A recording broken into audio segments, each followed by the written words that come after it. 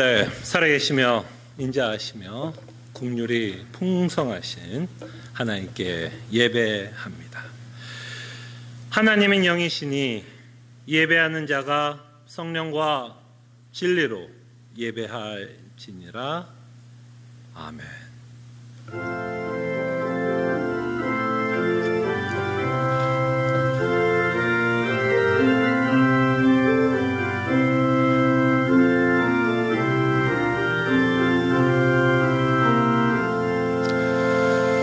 우리에게 믿음을 주시고 살아계신 예수 그리스도를 믿으며 구원의 길로 인도하시는 하나님의 은혜를 기억하며 하나님 앞에 나와 예배하게 하심에 감사드립니다. 이 예배를 통해서 하나님의 영광을 바라보며 하나님의 영광을 바라볼 때 이 세상이 줄 수 없는 참된 위로와 만족과 기쁨을 맛보는 귀한 예배의 시간이 되게 하여 주시옵소서. 이 시간 우리와 함께 하심에 감사하옵고 이 모든 기도 주 예수 그리스도 이름으로 기도합나이다. 아멘. 다 함께 찬송가 35장 찬송합니다.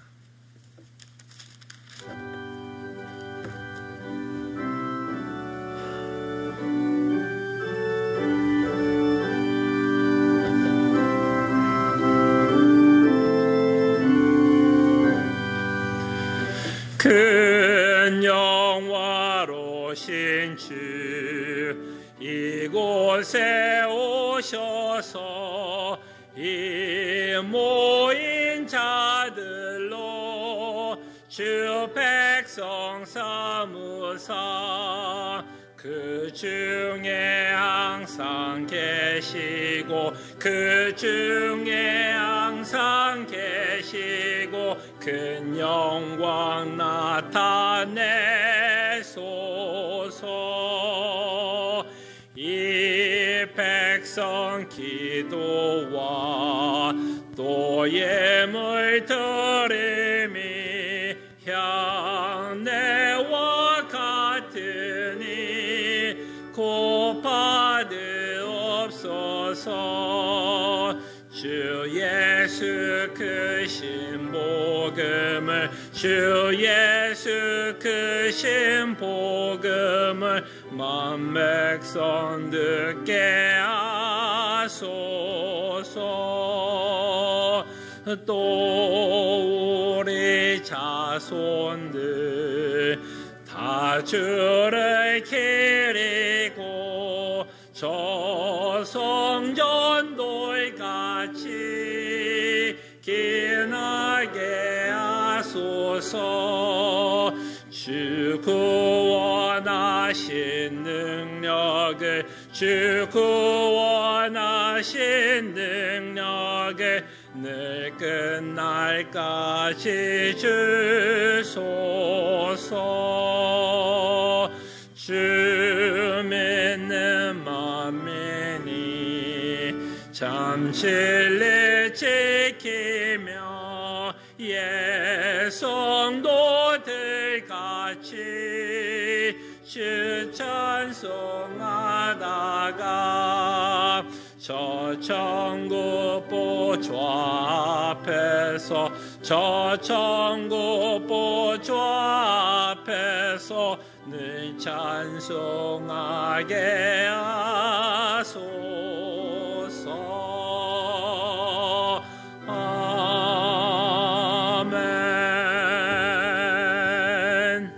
하나님의 말씀 제가 한 구절 봉독해 드리고요. 저희들의 말씀을 기억하며 기도하며 회개하는 시간 갖습니다.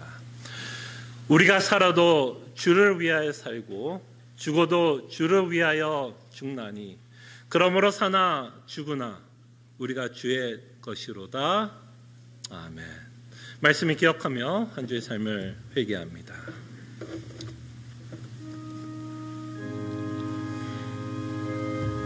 주님, 다시 한번 주께서 베푸신 은혜를 기억하게 하여 주시고 주님, 정말 저희가 하나님의 것이라는 것을 기억하게 하여 주실 때에 이 세상에 줄 수 없는 참된 위로와 기쁨이 있다라는 것을 맛보는 자들 되게 하여 주시옵소서. 저희들이 살고 있는 시대를 바라볼 때 정말 복음 외에 무엇이 우리를 위로할 수 있는지 다시 한번 살펴보는 시간 되게 하여 주시옵소서.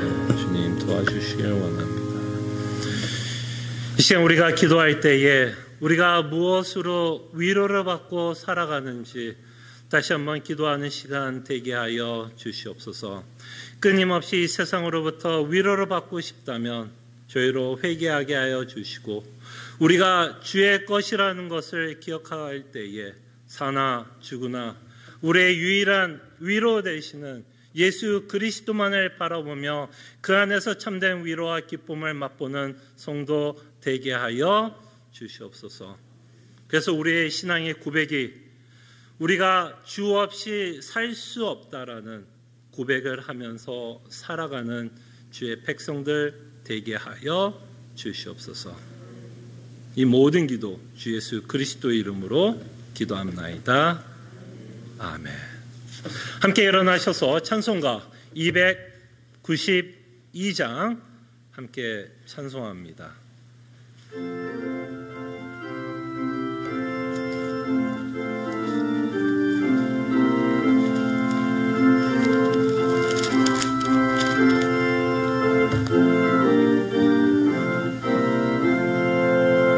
주 없이 살 수 없는 죄인의 구주여, 그 귀한 몸의 피로 날 구속하소서.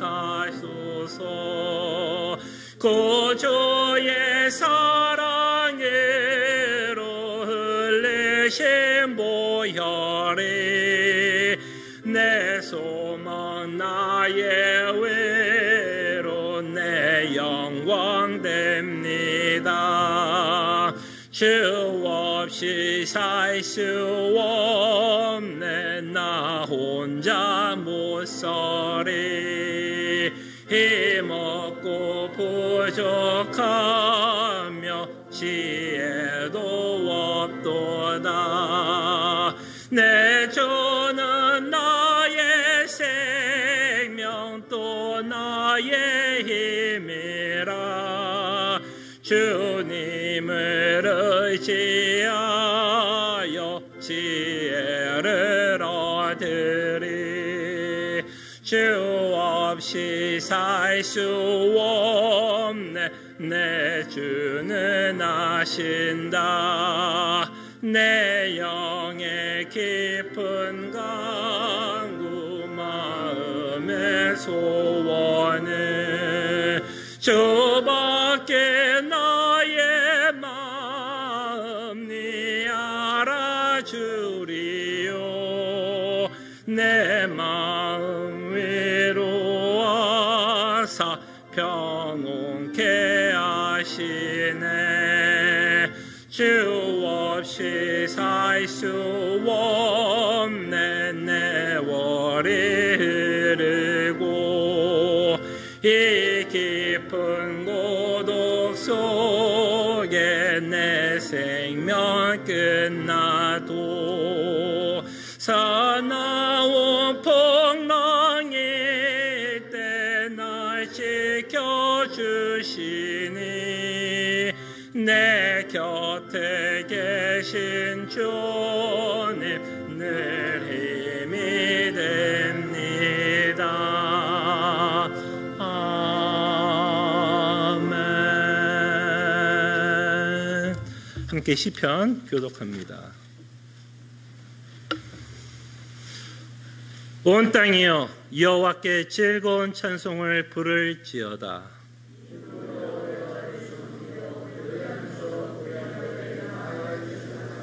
여호와가 우리 하나님이신 줄 너희는 알지어다.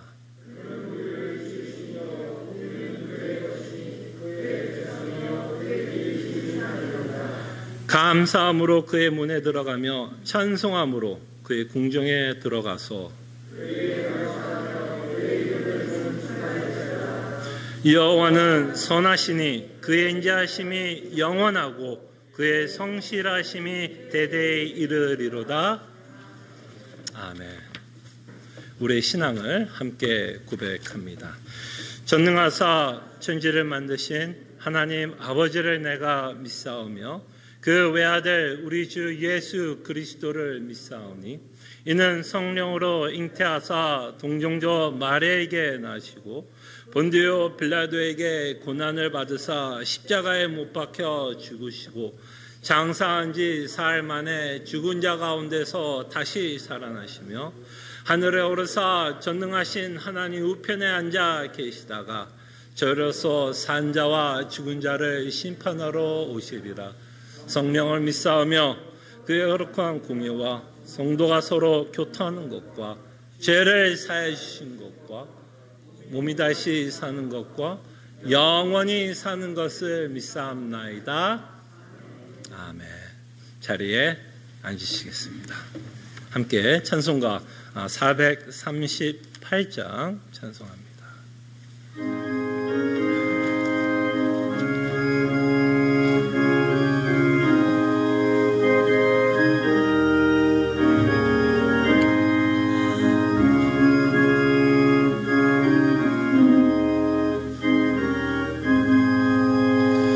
내 영혼이 은총 입어 중한 죄지 벗고 보니 슬픔 많은 이 세상도 천국으로 화하도다. 할렐루야 찬양하세. 내 모든 죄 주 예수와 동행하니 그 어디나 하늘나라. 주의 얼굴 뵙기 전에 멀리 뵈던 하늘나라 내 마음속에 이루어지니 날로 날로 가깝도다. 할렐루야 찬양하세. 내 모든 죄 사함받고 주 예수와 동행하니 그 어디나 하늘나라. 높은 산이 거친 들이 조막이나 궁궐이나 내 주 예수 모신 곳이 그 어디나 하늘나라. 할렐루야 찬양하세.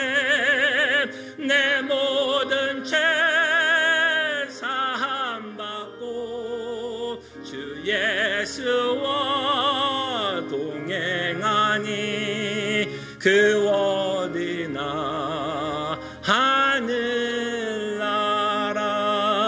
하늘나라. 아멘. 함께 기도합니다. 우리와 교제하시기를 원하셔서 우리에게 기도를 선물로 주심에 감사드립니다. 우리를 창조하시고 우리를 구원하신 은혜를 기억하며 성부 성자 성령 하나님께 영광과 찬송을 돌립니다. 우리에게 믿음을 주시사 우리로 하여금 신앙 고백을 하게 하시고 예수님을 선한 목자로 믿고 고백하며 살아가게 하심에 감사드립니다. 선한 목자 되시는 예수 그리스도를 인해서 우리는 이 세상이 줄 수 없는 참된 위로와 만족을 맛보며 자족하는 것을 배우게 하심에 감사드립니다. 때로는 우리의 삶이 광야와 같아서 많은 위기와 어려운 가운데서도 선한 목자 되시는 예수님은 우리를 쉴만한 물가로 인도하시며 세상에 줄 수 없는 참된 안식을 허락하시사 우리의 생각과 마음을 지켜주시고 끊임없이 예수 그리스도의 복음을 믿게 해주시는 것 감사드립니다. 무엇보다도 우리와 함께 하시며 우리를 영원한 집으로 인도하실 선한 목자 되시는 예수 그리스도를 믿게 하시는 놀라운 은혜에 다시 한번 주님께 영광과 찬송을 드리고 선한 목자 예수 그리스도를 찬양합니다. 때로는 우리가 무엇을 위해서 기도해야 될지 모를 때에도 성령 하나님은 지금도 우리를 위해서 탄식하며 기도하고 있음에 감사드렸고, 성령 하나님께서 탄식하고 있는 기도의 제목을 저희들로 하여금 듣게 해주시고 받게 하시며 주의 뜻에 합당한 기도 제목을 가지고 주께 기도하는 하나님의 백성들 되게 하여 주시옵소서. 우리가 하나님께 기도할 때 하나님의 섭리를 바라보는 믿음의 눈을 허락하심에 감사드리옵고, 그래서 우리가 열심을 다해 하나님께 기도하며 주의 섭리를 바라보게 하여 주시옵소서. 이 시간 다시 한번 주일학교를 위해서도 기도합니다. 주일학교에 참석하는 모든 선생님 그리고 학생들과도 함께해 주시사 참으로 그들도 우리와 같이 국률이 필요한 자이고 예수 그리스도의 십자가의 복음이 필요한 자들이기에 주의 말씀이 신실하게 선포되게 하여 주실 때에 성령 하나님께서 그 말씀을 듣고 그리스도의 복음이 주는 참된 위로와 기쁨을 맛보는 귀한 예배의 시간이 되게 하여 주실 때에 그 예배를 통해서도 예수 그리스도의 영광이 나타나는 귀한 예배의 시간이 되게 하여 주시옵소서. 저희 교회가 후원하고 있는 또 많은 또 선교지가 있고 또 캄보디아 또 카자흐스탄 그 모든 교회들 주님께서 기억해 주시고 또 저희와 함께 친교와 교제를 나누는 교회와 또 연합회도 주께서 기억하여 주실 때에 그 모든 사역 가운데 예수 그리스도의 영광만이 나타나게 하여 주시고 예수 그리스도의 복음만이 선포되게 하여 주시고 성령 하나님께서 그들의 마음 가운데 함께해 주시사 말씀으로 조명받을 수 있는 귀한 은혜를 허락해 주시옵소서. 그리고 감사한 것은 참으로 우리가 이 땅에 살아가면서 하나님 아버지는 이미 우리가 무엇이 필요한지를 알고 계시기에 우리가 하나님께 담대하게 우리의 필요한 것을 아뢰게 하여 주시고 참으로 우리가 기도할 때 주님께서 신실하게 응답해 주실 때에 다시 한번 주의 선하심과 인자하심을 찬송할 수 있는 주의 백성들 되게 하여 주시옵소서. 이제는 하나님의 말씀을 듣습니다. 저희들이 어린아이와 같이 아버지 품에서 아버지의 말씀을 듣기를 원하고 기대하며 하나님 앞에 나옵니다.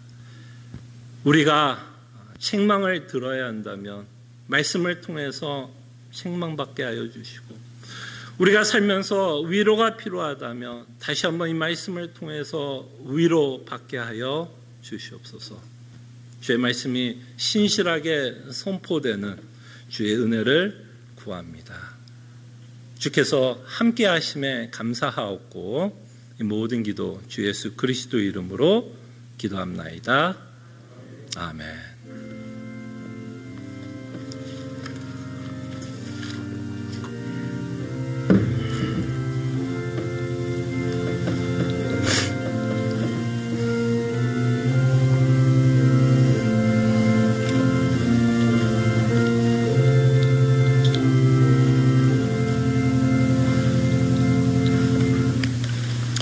하나님의 말씀 마태복음 25장 1절에서 13절 말씀입니다.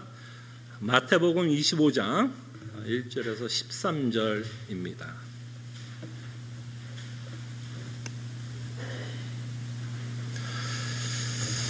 하나님의 말씀이 이러합니다.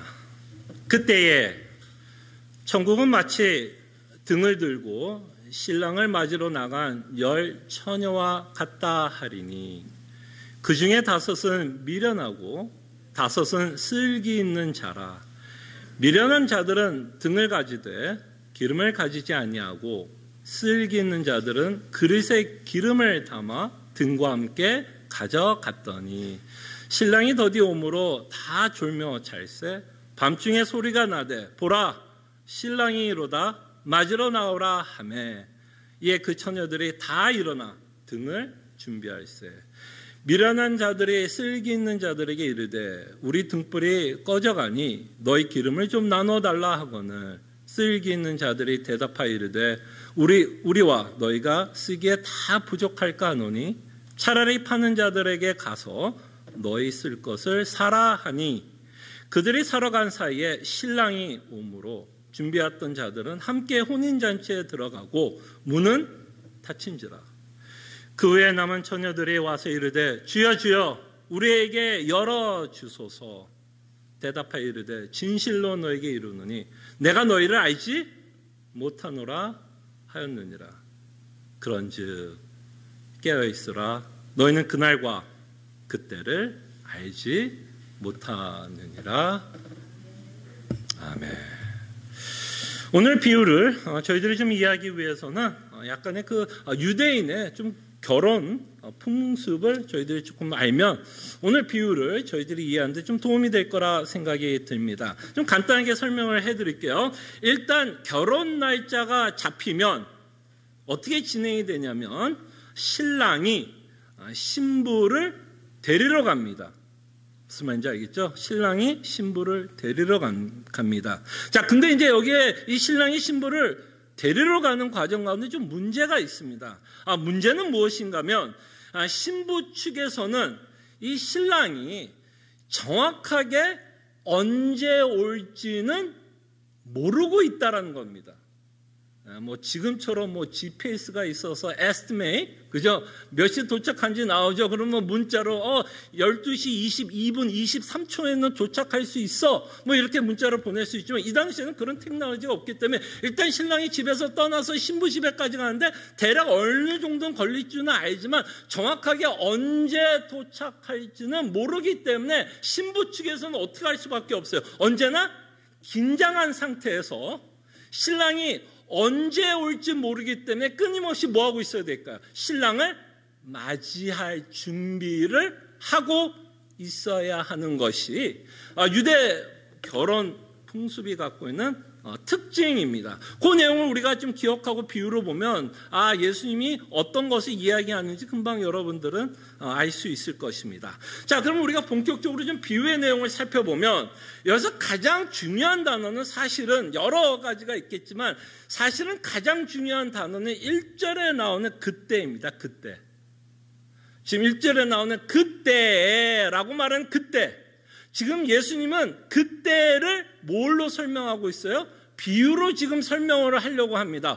어떤 때가 올 거라고 말씀을 하려는 거고 그 때가 어떠한 특징을 갖고 있는지를 예수님은 비유로 설명하고 있다라는 겁니다. 그래서 우리는 이 비유를 통해서 우리가 가장 주목하고 싶은 포인트는 과연 예수님이 말씀하고 있는 그때가 언제를 말씀하고 있는지, 그래서 우리는 그때를 알기 때문에 성도로서 이 땅에서 어떤 마음가짐으로 살아야 할지에 대해서 저희들이 살펴봐야 할 것이라 생각을 합니다. 자, 그럼 본격적으로 비유의 내용을 보면 그때에 어떤 때가 올 거라고 예수님이 말씀하는데 그때는 마치 어떤 때냐면 결혼식과 같다라고 예수님이 말씀합니다. 특별히 예수님이 지금 유대인의 결혼 풍습을 가지고 그때를 지금 설명하고 있다라고 여러분들은 생각해 보시면 좋을 것 같습니다. 그래서 그때는 마치 결혼식과 마찬가지다라고 말씀하면서 여기서 이제 등장하고 있는 비유의 등장 인물들이 또 중요하게 되겠죠. 가장 중요한 인물은 당연히 이 비유에서 가장 중요한 자는 신랑이겠죠. 그죠? 신랑이 가장 중요한 주인공 같이 생각할 수 있지만 사실 이 신랑과 같이 중요한 자들은 이 신랑과 함께 등장하고 있는 10명의 처녀들도 이 신랑과 맞먹게 중요한 인물들입니다. 그래서 이 10명은 누구냐면 신부 측 들러리라고 생각하시면 돼요. 즉 다시 말씀드리면 이 신랑을 맞이하는 신부 측, 그죠? 신부 측의 들러리라 생각하면 좋을 것 같습니다. 그래서 성경을 여러분들이 읽어보시면 참 재미나는 건 하나님과 우리의 관계를 설명해 주기 위해서 이 세상의 여러 가지 제도를 가지고 하나님은 우리의 관계를 설명하려고 합니다. 왜 이 세상의 제도를 가지고 하나님이 우리 관계를 설명하려고 그러냐면 그 제도들을 통해서 우리는 조금 더 쉽게 하나님과 우리의 관계를 좀 이해할 수 있기 때문에 하나님은 이 땅에 있는 인간 관계 안에 있는 여러 제도를 가지고 하나님과 우리의 관계를 설명합니다. 여러분도 혹시 예레미야 31장에 보면 히브리서 8장에서도 인용하지만 거기서 굉장히 중요한 관계를 설명하는 내용이 나오는데요. 하나님이 이스라엘 백성을 애굽에서 끌고 나올 때 어떤 식으로 비유를 설명하신지 알아요? 내가 마치 무엇과 같다라고 표현하냐면 내가 마치 남편이 되어서 이스라엘 민족을 애굽에서 끌고 나왔다라고 말씀합니다. 그래서 하나님은 이스라엘 민족과 자신의 관계를 뭐라고 설명하고 있는 거예요? 부부 관계를 설명합니다. 하나님이 남편이고, 그죠? 이스라엘 백성은 부인이 되어 결혼 관계 안에서 그들 하나님과 이스라엘의 백성의 관계를 설명하려고 합니다. 근데도 재미나는 건 성경에 보면 이 결혼 관계를 가지고 하나님과 우리의 관계를 설명하는 경우가 굉장히 많아요. 그래서 어쩌면 하나님은 우리에게 결혼 제도를 허락하지 않았나 싶습니다. 물론 죄를 짓고 난 후엔 하나님께서 원래 주신 그 인텐션, 그 결혼 제도도 다 깨져 나갔지만 하나님이 결혼 제도를 주심으로써 하나님은 뭐를 설명하고 싶었냐면 하나님과 하나님의 백성의 관계를 설명하고 싶어서 이 결혼 관계를 결혼 제도를 허락했다라는 것을 보게 됩니다. 그래서 사도 바울은 에베소서 5장에 보면 여러분들이 결혼식 가서 매번 듣는 단골, 그죠? 본문 중에 하나인 에베소서 5장에 보면 예수님을 신랑으로 표현하고 있고요. 교회를 신부로 표현하며 예수 그리스도와 교회인 여러분과 저희 성도가 결혼할 것을 말씀하고 있는 것을 저희들이 보게 됩니다. 그래서 우리의 위치가 신부라는 것, 신랑 되시는 예수 그리스도와 영원히 결혼할 존재, 즉 그 결혼 관계를 통해서 우리가 얼마나 끈끈한 관계이며 얼마나 사랑의 관계를 갖고 있는지를 하나님은 결혼 제도를 통해서 우리에게 설명을 합니다. 자, 그럴 때 우리가 좀 생각해 보고 싶은 건 어떤 내용이 있냐면, 자, 여러분들이 결혼을 하면 당연히 필요한 게 뭐죠? 예식장이 좀 필요하겠죠. 그죠? 뭐 야외에서 하든 어디선 하든 결혼식을 한다면 당연히 예식장이 필요합니다. 자, 그럴 때 이 신랑이신 예수 그리스도와 신부인 우리가 결혼하는 예식장이 어딜까요, 여러분? 시애틀 남포 제2장로교회? 여기서 결혼합니까? 이 세상의 모든 성도들이 여기에 모여요? 그건 아니죠. 그 예식장이 어디예요? 성경에서 말하는 우리가 예수님과 결혼할 예식장이 어디예요? 그곳은 천국이라 말씀합니다. 예. 그래서 계시록 19장 7절에 보면 한번 이제 주보를 한번 참고해 주세요. 가장 즐거운 날을 이렇게 표현합니다. 우리가 즐거워하고, 여기서 말하는 우리는 누구예요? 신부이신 여러분과 제가 가장 기쁜 날이 언제일까요, 여러분? 여러분 인생에서 가장 기쁜 날이 언제일까요? 이 신랑 대신 예수 그리스도를 직접 만나 결혼식하는 그날이 가장 기쁜 날 아니겠습니까? 그래서 우리가 즐거워하고 크게 기뻐하며 그에게 영광을 돌릴세 하면서 어떤 일이 준비돼요? 어린 양의 혼인 기약이 이르렀고, 예수 그리스도와 성도가 진짜 결혼하는 날이 이르렀고 그의 아내가 자신을 준비하였습니다. 그 기약이 이르렀고 라면 언제예요? 언제? 어디서? 우리가 천국 들어가서. 천국. 그래서 천국은 뭐예요? 우리 예식장이에요. 여러분과 제가 결혼한 예식장. 그러니까 우리는 천국을 뭐 하면서 살아요? 뭐 하면서 살까요? 여러분 결혼하는 자녀도 없으면 여러분 예식장 한 번만 가던가요, 자녀들이? 그냥 결혼하는 그날만 가서 그냥 들으러 이렇게 슬쩍 보고 와요? 얼마나 플래닝 많이 해요. 그 예식장을 얼마나 많이 방문합니까? 어떻게 하면 이 예식장을 조금 더 이쁘게 꾸밀까? 뭐를 갖다 놓을까? 어떤 음식을 준비할까? 어떤 동선으로 들어올까? 왜 그렇게 신경 써요? 왜 그렇게 신경 써요? 왜 그렇게 에너지 써? 왜 그렇게 돈을 써요? 그 예식장에서 내가 가장 사랑하는 남자친구, 내가 가장 사랑하는 여자친구와 영원히 살 그 기약을 하는 곳이기 때문에 예식장이 귀하다면, 그런 의미에서 우리가 예수 그리스도와 영원히 결혼하는 곳이 천국이라면 그곳보다 더 귀한 곳은 없을 것입니다.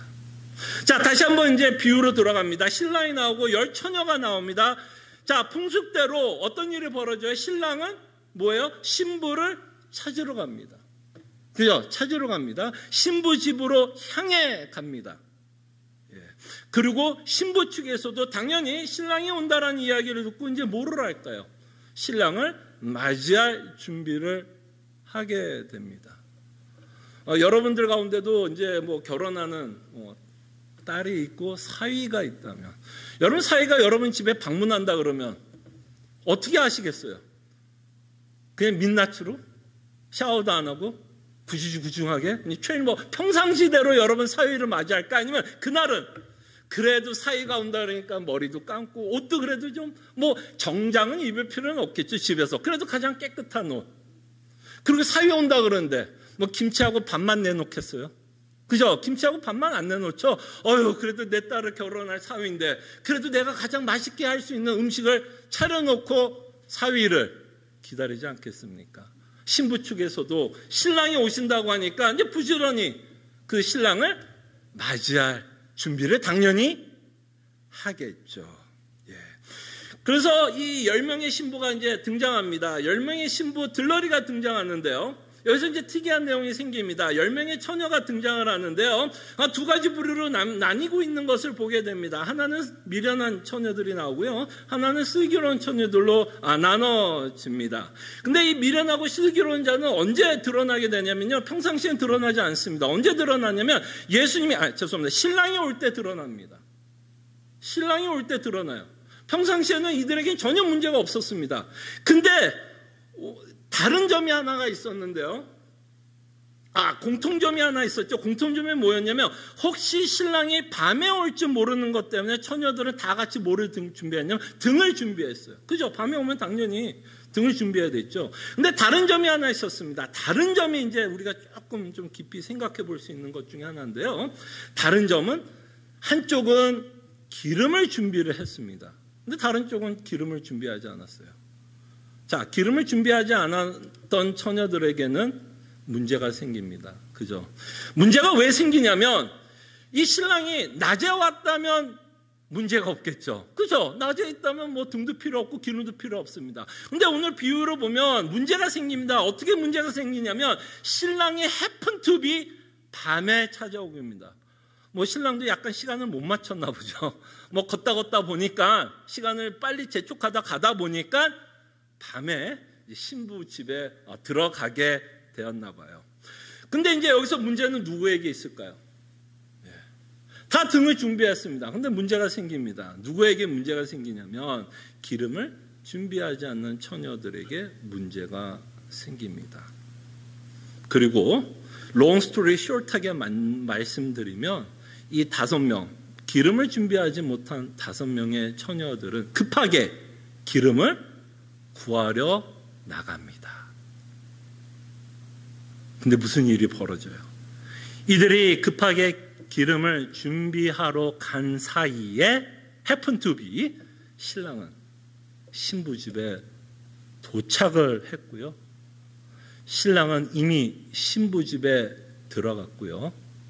문은 닫혀 있었고 혼인잔치는 시작했고, 나머지 처녀 5명은 기름을 준비해서 돌아와서 문을 열어줄 거라고 말씀은 했지만 예수님은 굉장히 강한 어조로 하나의 국률함도 베풀지 않고 인자함, 그런 선하신 하나도 베풀지 않고 뭐라고 말씀해요?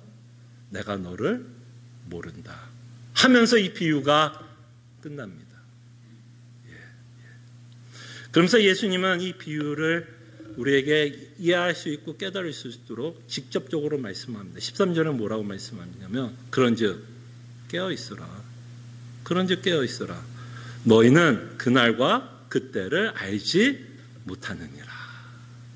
마치 이런 거죠, 여러분. 여러분 이런 거죠. 여러분 이제 결혼식은 이제 신랑은 정해졌죠. 예수님이죠. 그래서 청첩장이 돌았어요.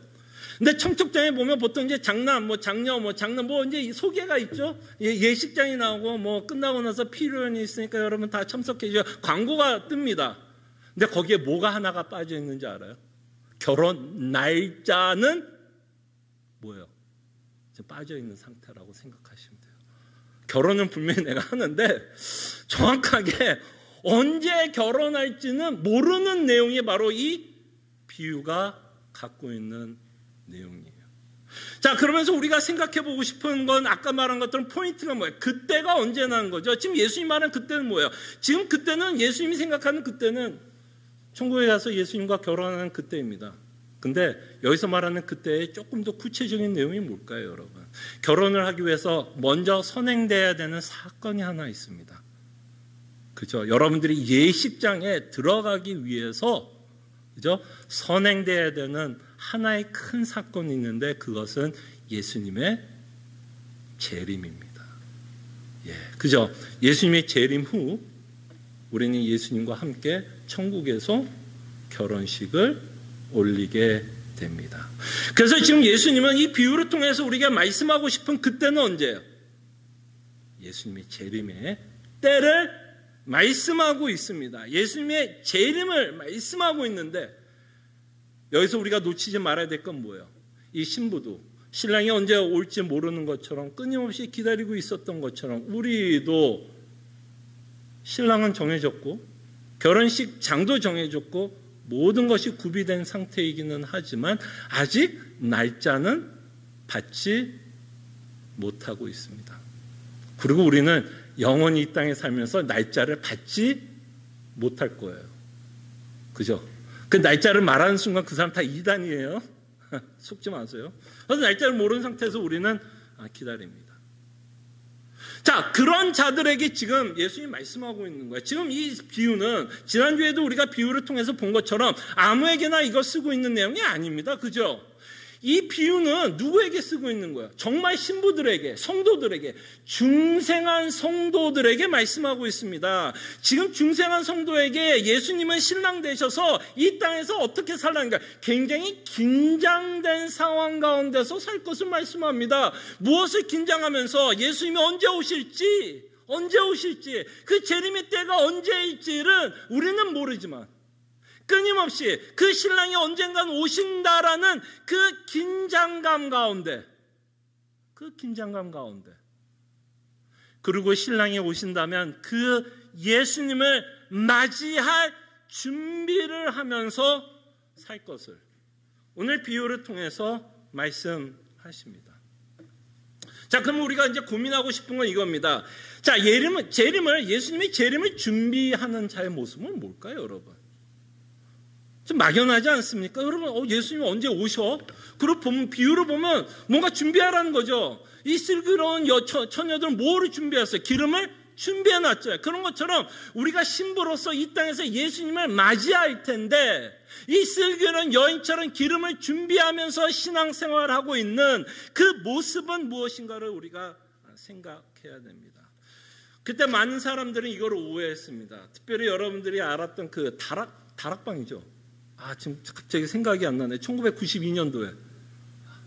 뭔지 아시죠? 그때 그분들은, 담이? 예. 그때 여러분 그들은 어떻게 준비했어요?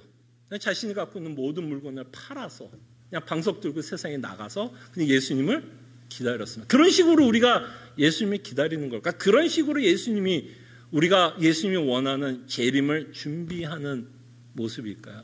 여러분들 알 것입니다. 그것이 아니라는 것을 우리는 압니다. 그럼 예수님의 재림을 준비하면서 사는 삶은 사실은 예수 그리스도를 믿고 사는 모습과 같습니다. 사실은 예수 그리스도의 재림을 준비하며 사는 삶과 우리가 그리스도를 믿고 살아가는 이 땅의 삶과 같습니다. 우리는 예수님의 재림을 소망하면서 살아갑니다. 이것이 준비하고 살아가는 모습이에요. 예수님이 재림을 소망합니다. 제가 여러분들에게 누누이 말씀하는 것처럼 우리는 천국을 소망하면서 살아갑니다. 그 천국을 소망하면서 살아간다라는 말에는 무엇을 소망하면서 산다는 거죠? 예수님의 재림을 소망하면서 합니다. 왜? 천국 들어가기 전에 그 전에 어떤 일이 먼저 있어야 되니까 예수님의 재림이 먼저 있어야 되기 때문에 천국에 들어간다면 우리가 천국을 소망한다라는 그 말은 당연히 무엇을 함께 소망하는 걸까요? 예수님이 재림을 소망하는 겁니다. 그래서 우리가 예수님이 재림을 소망한다는 말은 우리는 천국을 소망하면서 살아갑니다.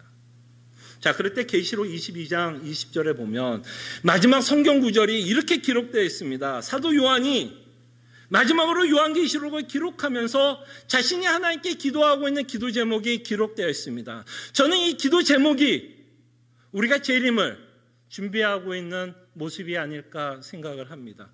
계시록 22장 20절에 보면 자, 이것들을 증언하신 이가 이르시되, 이것들은 뭘까요? 요한계시록을 통해서 모든 걸 증언하시니 누굴까요? 예수 그리스도. 그죠? 이것들을 증언하신 이가 이르시되 내가 진실로 속히 오리라. 무슨 이야기예요? 예수님의 재림. 자신이 다시 오실 것을 말씀합니다. 근데 여기서 가장 중요한 단어가 있다면 뭘까요? 시간적으로 뭐예요? 속히 온다고 말씀합니다. 물론 언제 오실지 모르지만 그것이 속히 올 거라고 말씀을 합니다. 그러면서 사도 요한은 마지막으로 그 예수님이 말씀하셨던 그 내용대로 사도는 그 일이 이루어지기를 원하셨을 거고 그것을 소원을 가지고 하나님께 기도하면서 이 요한계시록 성경의 마지막 책이 끝납니다. 내가 진실로 속히 오리라 하시거늘 뭐라고 기도하죠? 아멘. 주 예수여 오시옵소서. 자, 근데 여러분, 저는 여기에 단어가 하나 조금 들어갔으면 좋았을 것 같아요. 자, 여러분, 이 단어는 제가 충분히 넣을 수 있는 단어라고 생각합니다. 여러분, 사도가 이것을 기도할 때 마음은 어땠을 것 같아요? 분명히 예수님이 속히 오신다 그랬죠. 밤모섬에 있었어요. 유배 생활을 하고 있었습니다. 마지막 사도였어요. 자신과 함께 사역했던 모든 사도들은 죽었든지 순교했든지 이미 천국에 들어간 자들입니다. 그러니 이 사도도 마음이 어땠을 것 같아요? 예수님이 속히 오리라고 말씀하고 있다면 사도가 주 예수여 어서 오시옵소서라고 기도한다면 여기에 사도의 마음은 어땠을 것 같아요? 예수님이 언제 왔으면 좋겠어요? 100년 후에? 1000년 후에? 200년 후에? 아니면 예수님 말씀하는 것처럼 속히 오시기를 원할까요? 전 사도의 마음이 분명히 속히 오시기를 기도했을 거라 생각이 듭니다. 그래서 저는 감히 속히라는 단어를 넣을 수 있다고 봐요. 아멘. 주 예수요. 뭐라고요? 속히 오시옵소서. 저는 재림을 준비하는 자들은 이 속히라는 기도를 해야 할 수 있는 자야라고 생각합니다. 여러분, 이 비유를 한번 생각해 봅시다. 이 신부의 마음은 어떨까요, 여러분? 신부의 마음은 어땠을까요? 신랑이 언제 오는지 모릅니다. 근데 오고 있는 건 알아요. 신부는 어떤 마음일까요? 신랑이 더디 왔으면 좋겠을까요? 빨리 왔으면 좋겠을까요? 빨리 오고 싶겠죠. 야, 빨리 그 신랑을 만나고 싶다. 그럴 때 우리의 마음은 정말 예수님이 속히 오시기를 바라야 돼요. 이 말이 여러분 좀 부담은 되시지 않으세요? 근데 여러분 곰곰이 생각해 보시죠. 왜 부담이 되십니까? 여러분 신랑 되시는 예수님을 만나러 가는 그 일이 왜 부담스러워요?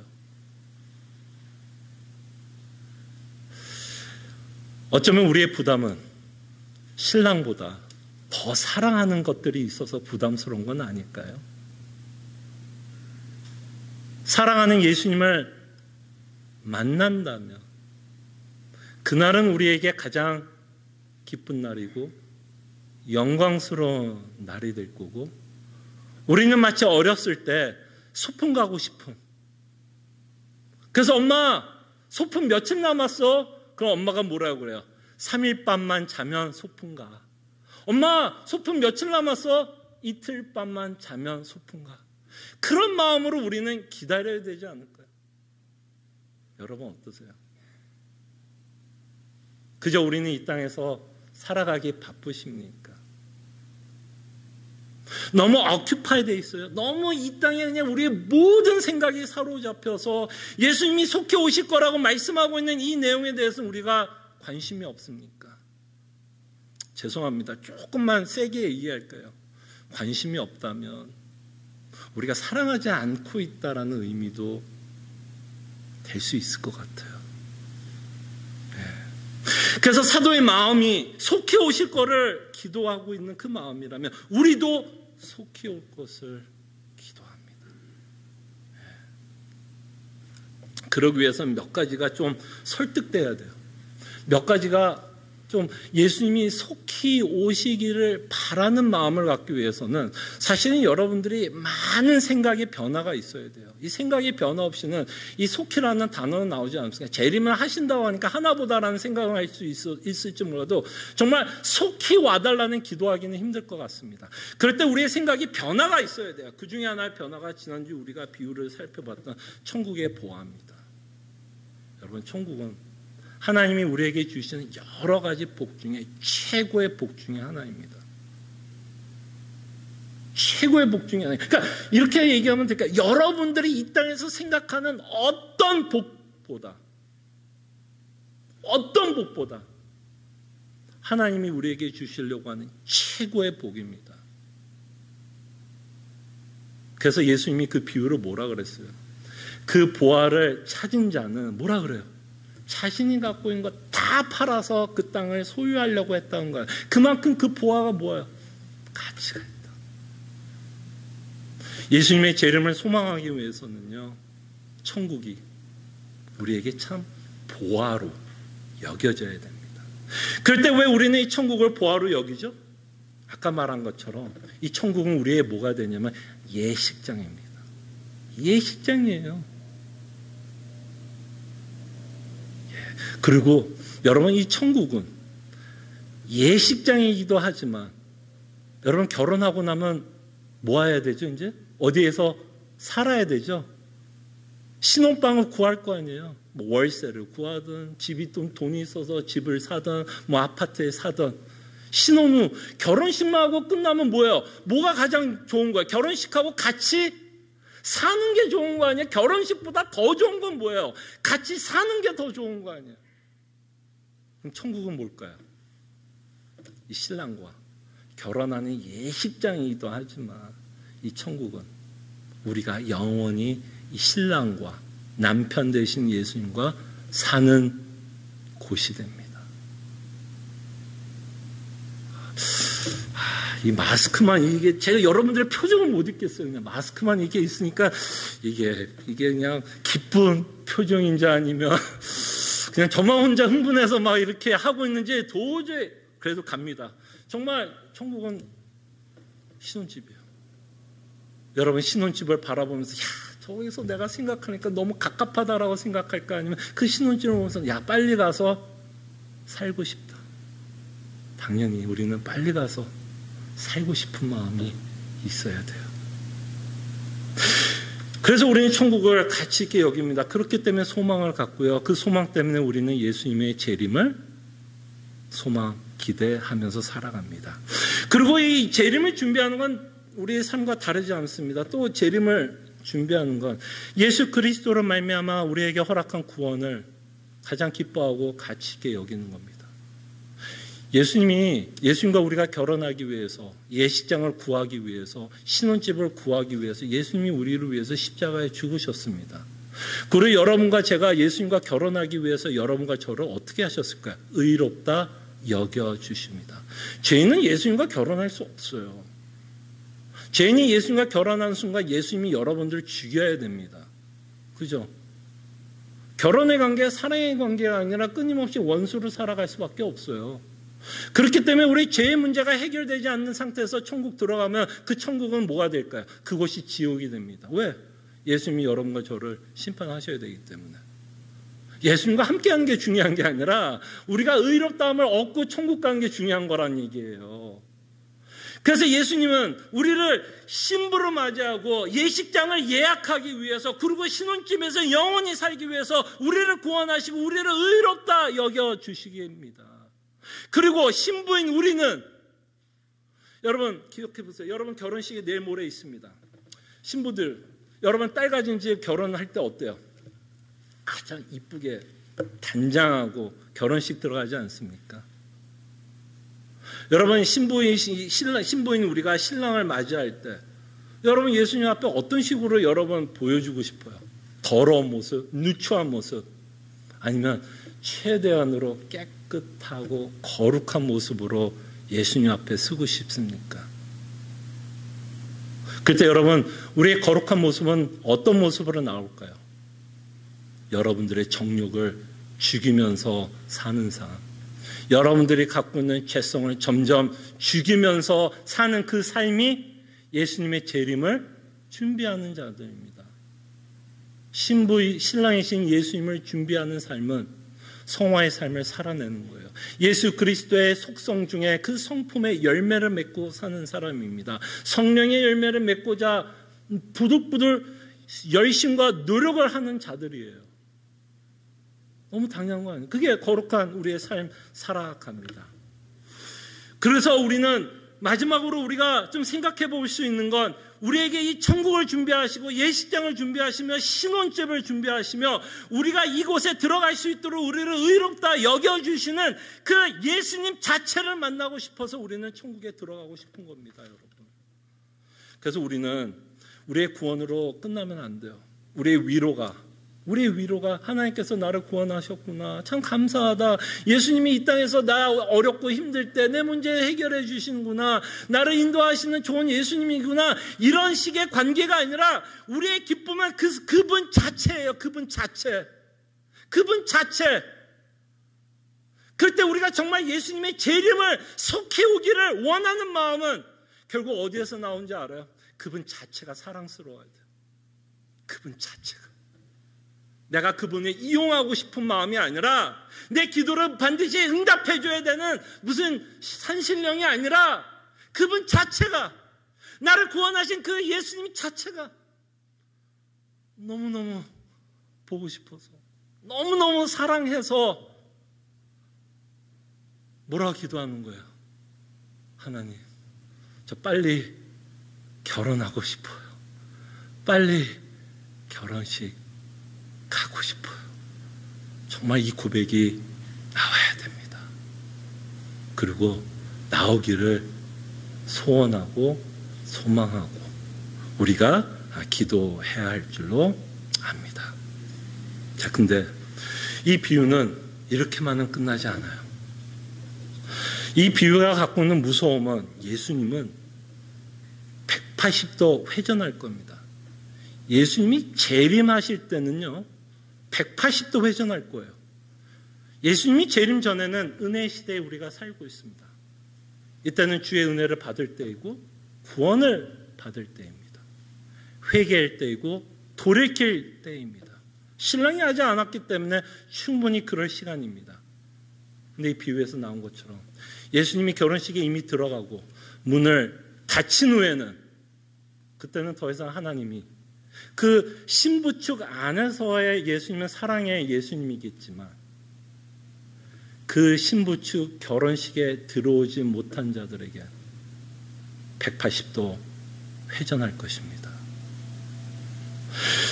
이 마지막에 이 비유의 내용을 보면, 여러분 마태복음 7장도 기억나지 않으세요? 내가 너를 도무지 모른다라는 이 말. 마태복음 7장에 보면 이렇게 말합니다. 주보를 보세요. 나더러 주여 주여 하는 자마다, 이게 얼마나 무서운 얘기예요. 이 열처녀는 다 뭐라고 생각했어요? 다 구원받을 것 같은 생각을 했습니다. 그죠? 다 주여 주여라고 외쳤어요. 주여 주여 하는 자마다 다 천국에 들어갈 것이 아니요 다만 하늘에 계신 내 아버지의 뜻대로 행하는 자라야 들어가리라. 하나님의 뜻하는 바가 뭘까요, 여러분? 봉사? 교회에서 열심히 종교 생활하는 거? No! 전 제가 말했던 것이 정말 하나님의 뜻대로 살아가는 거라고 생각이 듭니다.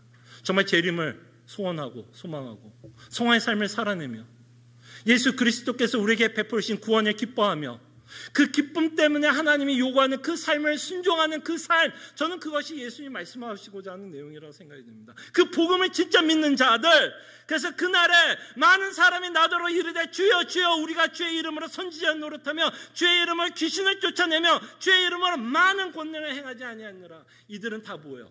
자신의 의를 의지했던 자입니다. 자신의 능력을 의지했던 자들이에요. 그래서 이들은 마땅히 자신이 천국에 들어갈 자라고 생각했습니다. 그 미련한 처녀들도 마땅히 신부집 결혼식에 들어갈 거라고 생각을 했어요. 그때 예수님은 무섭도록 말씀합니다. 재림 때, 심판 때 앞에 섰을 때 23절을 보면 그때 내가 그들에게 밝히 말하되 내가 너희를 도무지 알지 못하니 불법을 행하는 자들아 내게서 떠나가라 하리라. 저는 이 말씀이 다만 안 믿는 자들에게만 하고 있다고 생각하지는 않습니다. 그렇다면 예수님 굳이 이 구절을 뭐하러 쓰겠어요? 이 복음서든 성경이 믿는 자들에게 쓰고 있다면 이건 믿는 자들에게 굉장한 경고를 줍니다. 굉장한 경고를 줍니다. 이 말은 뭐냐면 여러분들이 진짜 예수님을 바르게 믿고 있는지를 살펴보셔야 된다는 거예요. 여러분들이 확신하는 것처럼 결과가 안 나올 수도 있다란 말이에요. 그래서 오히려 예수를 잘 믿는 자들은 어떤 자들이냐면 끊임없이 자신을 돌보는 자예요. 내가 예수님을 바르게 믿고 있나? 내가 생각하는 하나님을 믿고 있나? 내가 만든 예수님을 믿고 있나? 내가 원하는 복음을 믿고 있나? 아니면 정말 말씀에 기록한 대로 정말 바른 말씀과 바른 가르침을 갖고 내가 믿고 있고 내가 지금 순종을 하고 있다면 내 열심으로 내 의지로 내가 믿고 있는 어떤 왜곡된 확신과 거짓 확신 가운데서 열심을 내고 있는지 아니면 내가 바르게 믿고 그 바른 말씀에 기초한 순종을 하고 있는지 우리는 끊임없이 살펴봅니다. 그럴 때 우리의 고백은 뭐라고 이야기할 수밖에 없는지 알아요? 이렇게 확신에 차서 내가 이런 일도 하고 저런 일도 했기 때문에 주님 나는 마땅히 천국에 들어가야 된다라고 고백하는 자들이 아니라 오히려 자신의 신앙을 점검하는 자들은 뭐라고 고백할 수밖에 없는지 알아요? 주님 저를 그냥 불쌍히 여겨 주시옵소서. 내가 무엇을 가지고 하나님 앞에 나갈 수 있습니까? 내가 어떤 것을 가지고 하나님께 들어갈 수 있습니까? 그저 예수 그리스도의 긍휼함과 예수 그리스도께서 십자가에서 죽으셨다고 하니까 그 긍휼함을 그저 저에게 베풀어 주시옵소서. 이 고백 외에는 우리가 하나님 앞에 무슨 고백을 할 수 있겠습니까? 그때 여러분들이 신앙의 고백을 잘 살펴보십시오. 그리고 여러분 회개하지 않는 자들이 있다면 지금은 그래도 회개할 때입니다. 지금은 돌이킬 수 있는 시간입니다. 우리가 생각하는 것만큼 정확하게 언제 오실지는 모르지만 분명히 예수님은 오십니다. 그때 예수님의 태도는 바뀔 거예요. 바뀔 거예요. 바뀔 거예요. 그때 우리 가운데 내가 너를 모른다라는 분은 정말 없기를 소원하고 끊임없이 자신의 신앙을 돌보시면서 주의 긍휼을 믿으면서 예수님의 재림을 준비하시기를 원합니다. 기도하죠. 여러분들에게 묻습니다. 여러분들은 예수님의 재림을 준비하십니까? 예수님의 재림하면 무슨 이단들이 가르치는 내용이라고만 생각하십니까? 아니요. 분명히 예수님이 오신다고 하셨습니다.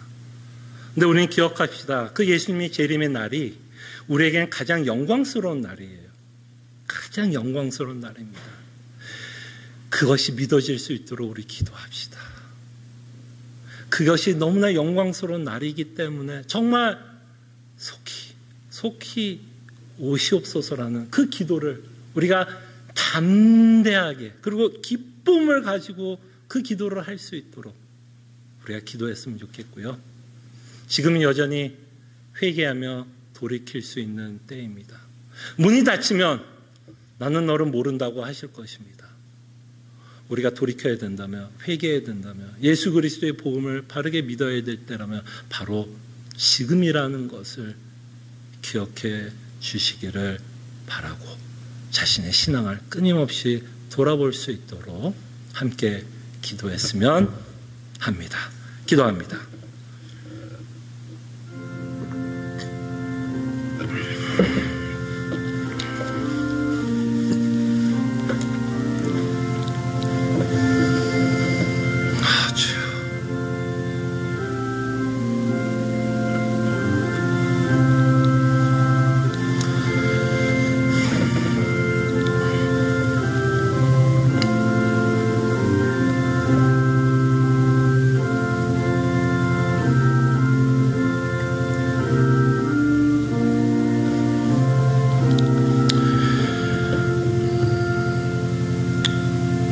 예수님의 제 이름을 생각할 때 우리의 가슴이 벅차오르게 하여 주시옵소서.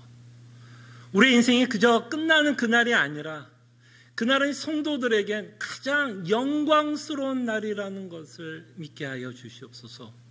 예수님의 재림 후 우리는 신랑 되시는 예수님과 결혼을 할 것이고 그 천국에서 영원히 살 것을 우리가 기대하며 소망하며 예수님의 재림을 기대하며 기다리게 하여 주시옵소서. 그러나 이때가 또한 회개할 때일 줄로 압니다. 예수님이 분명히 문이 닫히면 내가 너를 모른다고 할 때 그때는 회개할 기회가 없음을 우리가 알기에 주님, 지금 우리가 마땅히 회개해야 된다면 주님 은혜를 베풀어 주시고 예수 그리스도의 복음을 믿게 하여 주시고 우리의 생각이 변하게 하여 주시고 그리스도만을 가장 가치 있게 여기며 구원의 길로 걸어갈 수 있도록 주님 은혜를 베풀어 주시옵소서. 감사하고 살아계신 예수 그리스도 이름으로 기도합나이다. 아멘. 함께 일어나셔서 찬송가 436장 찬송합니다.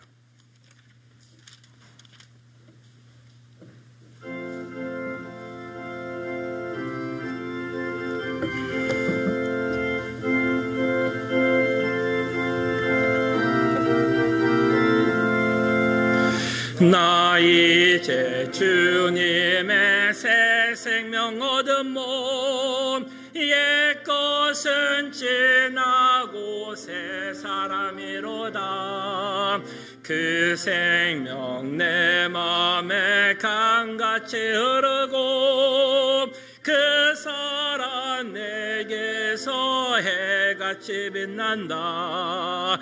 영생을 누리며 주 안에 살래라. 오늘도 내일도 주 함께 살래라. 주 안에 감추인 새 생명 얻으네. 이전에 줬던 것 이제는 값없다. 하늘의 은혜와 평화를 맛보니 찬송과 기도로 주 함께 살래라. 영생을 누리며 주 안에 살래라. 오늘도 내일도 주 함께 살래라. 산천도 초복도 새 것이 되었고 죄인도 원수도 친구로 변한다. 새 생명 얻은 자 영생을 누리니 주님을 모신 맘 새 하늘이로다. 영생을 누리며 주 안에 살래라. 오늘도 내일도 주 함께 살래라. 주 따라가는 길 험하고 멀어도 찬송을 부르며 뒤따라가리라. 나 주를 영원히 살리라. 날마다 섬기며 주 함께 살리라. 영생을 누리며 주 안에 살리라. 오늘도 내일도 주 함께 살리라. 아멘. 하나님의 백성들이여, 하나님이 주시는 위로의 말씀, 축복의 말씀 믿으시기를 바랍니다. 소망의 하나님이 모든 기쁨과 평강을 믿음 안에서 너에게 충만하게 하사 성령의 능력으로 소망이 넘치게 하시기를 원하노라. 아멘.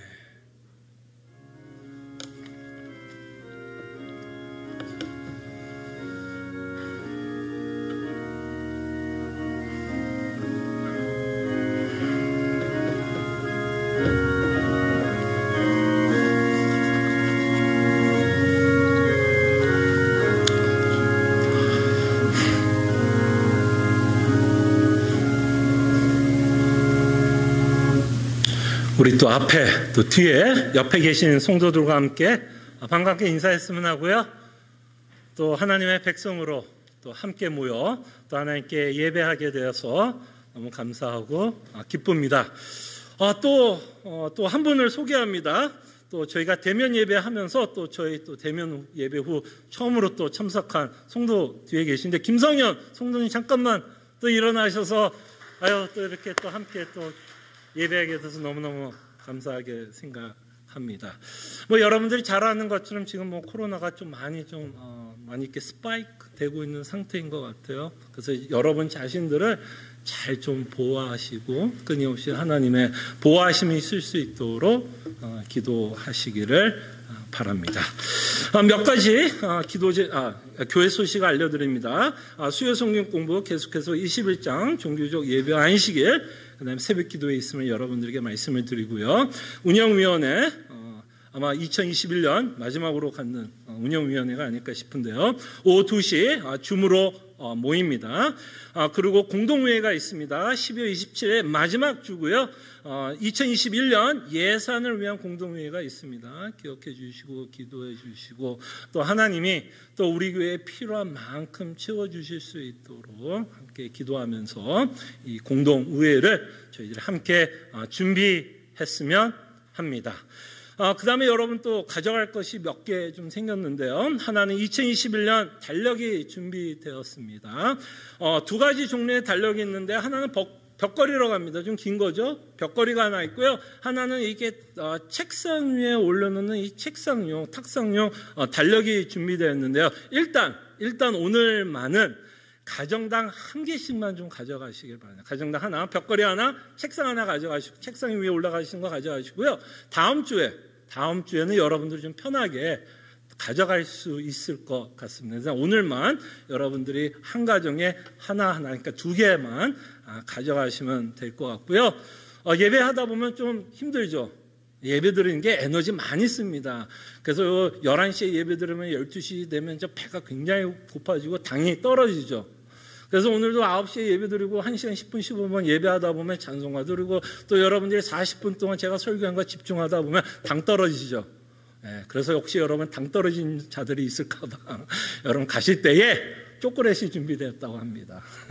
그러니까 이거는 가정당 하나입니다. 가정당 하나 초콜릿이 준비되어 있으니까요. 또 무명으로 어떤 성도님이 또 여러분들 또 초콜릿 드시면서 또 몸이 좀 기뻐하시라고 초콜릿을 준비했으니까요. 뒤에 가시면 또 달력과 초콜릿을 가정당 하나씩 가져가시면 될 것 같고요. 저희가 당회에서 좀 많은 디스커션과 또 고민 가운데 송구영신 예배는 그대로 하기로 했습니다. 다만 친교는 없습니다. 그래서 우리가 저녁 10시에 저희 교회는 아직 꽤 크게 대면 거리 두면서 예배하는 게 큰 문제가 없을 것 같아서 송구영신 예배는 그대로 12월 31일 저녁 10시에 우리가 함께 21년 보내고 보내면서 또 다시 한번 말씀 안에서 저희가 2021년도를 어떤 식으로 또 믿음 안에서 또 바라봐야 되고 또 2022년도를 또 믿음 안에서 또 어떻게 바라봐야 될지에 대해서 말씀을 통해서 또 은혜와 도전 또 위로를 받는 시간을 갖겠습니다. 감사합니다.